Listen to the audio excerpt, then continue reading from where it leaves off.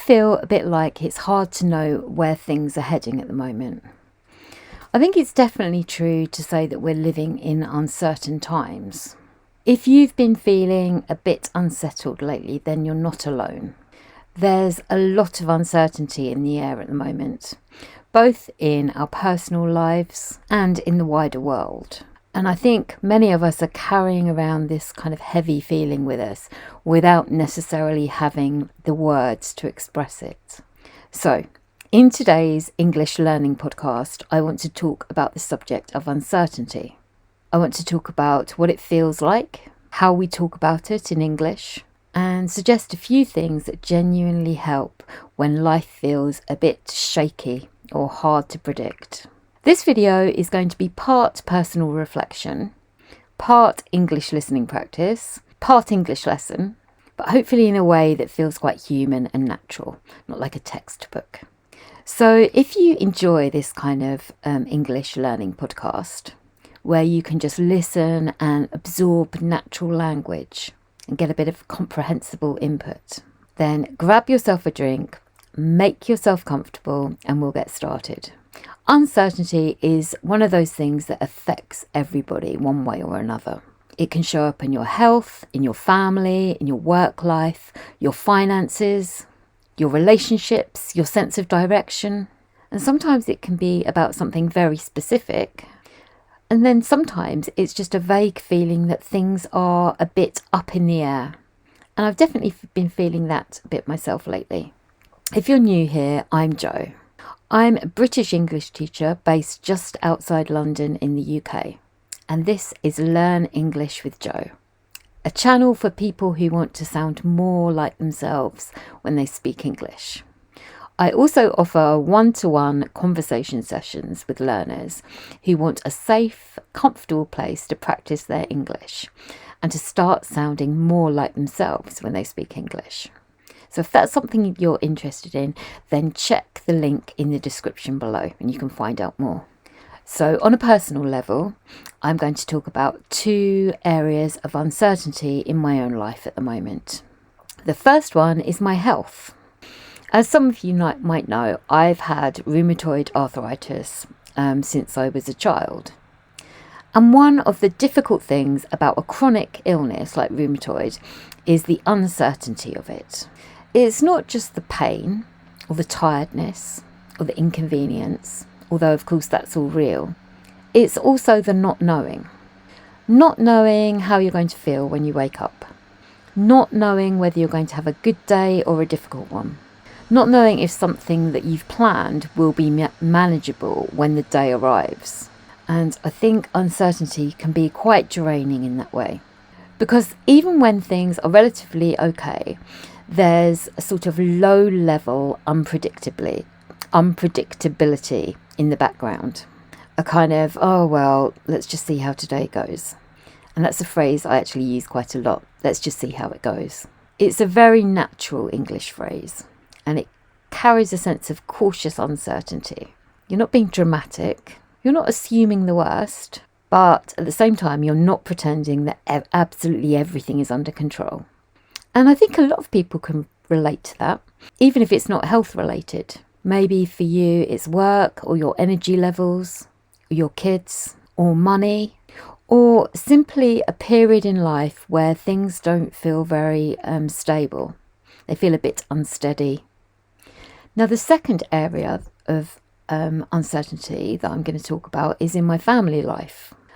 As some of you know, my daughter was 18 earlier this year, and she will leave school in a couple of months' time. And obviously, this is a massive milestone for her. And for me, it brings a mix of emotions. There's pride, definitely, and then there's excitement for her. But there is also an element of uncertainty. Tilly, that's my daughter, is planning on going to university, but she's decided that she is going to take a gap year. This is something I did myself. Before I went off to uni, I took a year where I did voluntary work and a little bit of travelling. Took a bit of a break from education. And like I say, Tilly is going to do the same. But the thing is, when your child is on the cusp of a new chapter, you don't know how it's going to unfold. You don't know exactly what choices they'll make, or how they'll feel, or where they'll end up, or what the next chapter of family life will look like. And the thing is, you have to, as a parent, you have to accept that uncertainty. At the moment, I don't know whether she'll be living with me, whether she'll go and live with her dad for a bit, whether she'll be travelling, whether she'll be working or volunteering. And as a mum, that feels a bit strange. I suppose it's strange because it's completely out of my control. I have to let her make those decisions now. And even positive transitions like this can feel unsettling. You can feel happy about something and uncertain at the same time. You can think, this is good, this is exciting, but then still feel a bit wobbly. Sometimes uncertainty isn't about disaster. It isn't necessarily about something going terribly wrong. Sometimes it's about standing between one stage in life and the next and not quite knowing what's going to be on the other side. And to be honest, I think that's where a lot of us are right now, one way or the other. We're in between decisions, in between identities, in between old routines and new ones. And when you're in one of these in-between periods, language is really useful. Because if you can name what you're feeling, it becomes a little less slippery, a little less overwhelming, and a little easier to hold. That's one of the reasons I wanted to make this video. Not because I have all the answers, I really don't. But I think having the language to talk about uncertainty can make it a bit more manageable. And then, of course, there's the bigger picture. It's not all just personal. There's, I think, a wider feeling at the moment, a collective feeling, that the world itself feels quite unsettled. Now, I'm not going to go into geopolitics in this video, although it's something that I'm increasingly interested in. But I do want to acknowledge that lots of people are carrying a big sense of uncertainty that goes beyond uncertainty about simple life choices and lifestyle. There's a bit of a feeling that things are shifting all the time, economically, socially, culturally, and the ground can feel a bit shaky. People are trying to make plans, but I think it's fair to say that people don't know what kind of future that they're making plans for at the moment. And what's interesting is that in my one-to-one conversation classes, this subject comes up time and time again. Learners from completely different countries, cultures, industries and backgrounds will end up talking about surprisingly similar feelings. Maybe somebody is worried about the job market. Somebody is wondering whether they should stay where they are or start again somewhere new. Somebody else might be concerned about all the volatility in financial markets, the economy and rising interest rates. And then there's the uncertainty about how AI will affect our lives and our children's lives.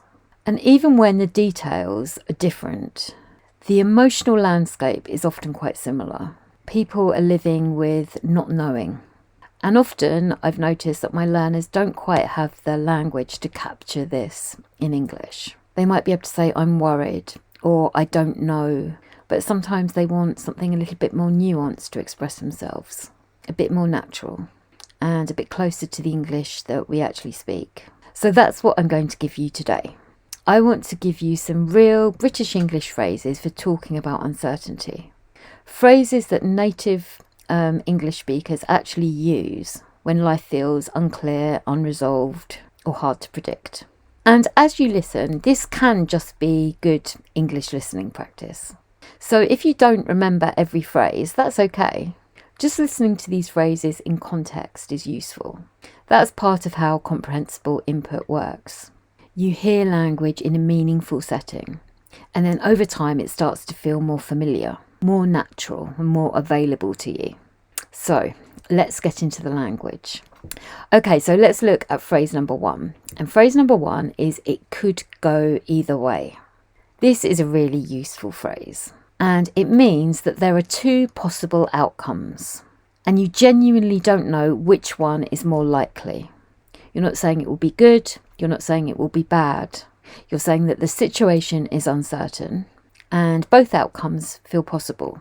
For example, my next appointment could go either way, so I'm trying not to overthink it. Or she might get the job, but it could go either way at this stage. Or even the weather this weekend could go either way, so I'm not making any grand plans. What I like about this phrase is that it feels calm. It's honest and not too dramatic. It's a natural, everyday way of speaking about uncertainty. So if you want something natural, clear and versatile, this is a good phrase to have in your toolkit. Okay, moving on to number 2 is we don't know how this will unfold. Now, I like this one, but it is a heavier sounding phrase.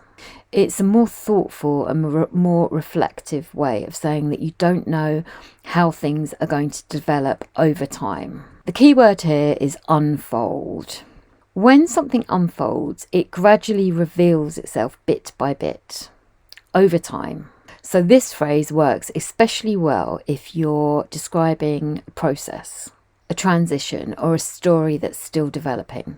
For example, there's a lot of change happening at work and nobody really knows how it's all going to unfold at the moment. Or I'm trying to be patient because we just don't know how this will unfold yet.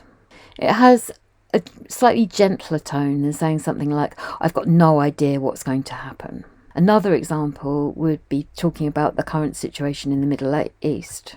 We still don't know how the war in the Middle East will unfold. It sounds measured and reflective. And I think it's particularly useful for learners who want to express uncertainty in a thoughtful and articulate way. You could also say something like, we'll wait and see how things unfold. The next expression is the jury's out, and this phrase is a bit more idiomatic. The jury's out means that there isn't a final decision or answer yet. People are still undecided.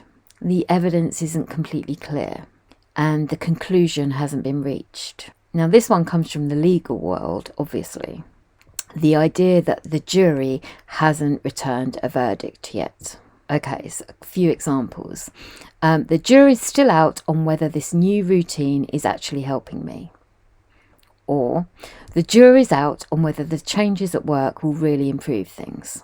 Or, I've heard mixed reviews, so the jury's out for me at the moment. This phrase is often used for opinions, judgments, and situations where somebody is still evaluating something. Now, you probably wouldn't use this one in the gravest of situations because it sounds a tiny bit flippant.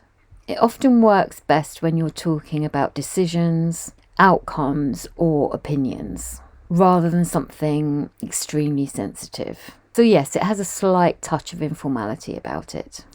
By the way, if you enjoy this kind of video, this kind of learning English podcast style, where we talk about real life and real language in quite a calm and natural way, then I've got some more videos on my channel that you might enjoy. So do have a look at the playlist that I'll link up here and in the description.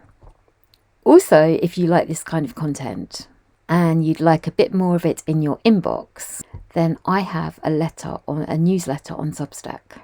It's called Learn English with Joe. And I send out reflections, language tips, and sometimes a piece of audio too, which is good for listening practice. Again, the link to my Substack is in the description below. There's a free version, or you can pay a small monthly subscription and get some extras like live chats, feedback, and so on. Right, let's carry on. Okay, the next expression is things are still up in the air. This one sounds very British and very natural. And I used it at the beginning. I think I used it at the beginning of this video. Things are up in the air mean that a situation hasn't been decided or things aren't settled yet. Nothing is fixed. Nothing is confirmed. The outcome is still uncertain. For example, our summer plans are still a bit up in the air. Or things are still up in the air at work. Nobody quite knows what is going to happen. Or I'd love to give you a definite answer, but things are still a bit up in the air at the moment. This phrase is brilliant because it works in lots of different contexts. Family plans, work decisions, travel, education, relationships, house moves. It sounds conversational and natural. And you probably notice me softening it a bit by using a bit. Things are a bit up in the air at the moment. And that's even more common in everyday speech. Another example, at the moment, everything's a bit up in the air, so I'm just taking it 1 week at a time. And again, notice how useful these phrases are because they sound honest without being overly dramatic. You can describe uncertainty in a measured, everyday way. The next example is a lot more serious. Things hang in the balance. And this one sounds more dramatic and more serious in tone. It means that the outcome is still uncertain, often in a way that feels very important or serious, or emotionally very weighty. So if up in the air is more conversational and light, hang in the balance has a bit more gravity to it. For example, a lot hangs in the balance over the next few months. Or when you're waiting for a big decision, it can feel as though your whole future is hanging in the balance. This one is a phrase that you'll sometimes hear in news reports or more serious discussions. But it does appear in everyday English too, especially when people want to describe a situation that feels emotionally significant. You could say something like, exam results are due soon, and everything feels like it's hanging in the balance. Or the next step hasn't been decided yet, so things are still hanging in the balance. I like this phrase because it doesn't just capture the uncertainty, but it also captures the emotional weight of this uncertainty. It suggests that the outcome really matters, and it means that something meaningful is at stake. My final expression is, we'll just have to wait and see. And this is a very simple one, but incredibly useful, and one that I use often. We'll just have to wait and see. It's very human, and it kind of carries a tone of acceptance. It means we don't know yet, we can't force an answer right now, so the only thing that we can do is wait and see what happens. I don't know how the next few months will look, so we'll just have to wait and see. Or I'm hoping for a good result, but we'll just have to wait and see. Or there's no point in guessing at the moment, we're just going to have to wait and see. Now this phrase can sound comforting, but it can also sound a bit resigned, depending on your tone. If you say it gently, it can be quite grounding. We'll just have to wait and see. If you say it with a sigh, it can sound a bit more weary and sceptical. We'll just have to wait and see. This is worth noticing because English, of course, isn't just about the words themselves. It's also about the feeling underneath them. So let's just quickly recap the phrases that we've looked at today. It could go either way. We don't know how this will unfold. The jury's out. Things are still up in the air. Things hang in the balance. And we'll just have to wait and see. Before I finish, I just want to say a few things about dealing with uncertainty. Not in a preachy way, not as a grand self-help lecture. Just a few things that I find genuinely helpful. The first is focusing on what you can control. I know that sounds obvious, and it's one of those things that people say all the time, but it really does matter. When life feels uncertain, the mind wants to solve everything at once. It wants guarantees. It wants clarity. It wants a plan for every possible outcome. And very often that just leaves us more overwhelmed. So sometimes the most useful question isn't, how do I make uncertainty disappear? But rather, what can I do today? What can I do to look after myself? What can I do to prepare sensibly? What can I do today which is kind or practical? Now, the second thing is about staying close to the present. One phrase that I use a lot is let's take this one day at a time or one step at a time. Now, again, this is easier said than done, but this one day at a time approach can help things from feeling too overwhelming. And small daily rituals can help too. A nice British cup of tea, a walk to clear your head, doing one manageable task, getting out of your head a little bit. When things feel uncertain, taking small grounding actions can stop your mind floating off to every possible eventuality. And the third thing, and this is what this video is really about, is naming things. Naming things helps. Language obviously doesn't remove uncertainty, but it gives shape to it. Sometimes being able to say, things are a bit up in the air at the moment, can make you feel a little less inside the feeling. And it's a good way of honestly expressing your feeling to somebody else. So to wrap up, like I said at the very beginning, uncertainty is pretty much guaranteed in life. And it shows up in different ways, at different levels, in different countries and different places for different people. But it's something that many of us are living with at the moment to some extent. And like I said, having the language to talk about it doesn't solve everything. But I do think it can make things feel more manageable because we can communicate this sense of uncertainty. We can connect with other people and maybe feel a little less lonely. I hope you found this video useful. I love reading your comments. And I'd really like it if you told me what's a bit up in the air for you at the moment. And remember, if you'd like some more support with your English on a one-to-one basis, especially if you want to talk about real life in a more natural and thoughtful way, then you can book a one-to-one English conversation session with me using the link below. And if you'd like to watch another one of my videos for some more English listening practice, then have a look at one of these videos. Thank you so much for being here and watching to the end. If you could give me a thumbs up or subscribe if you're not already subscribed, that would be very much appreciated. Take care and I'll see you next time. Bye.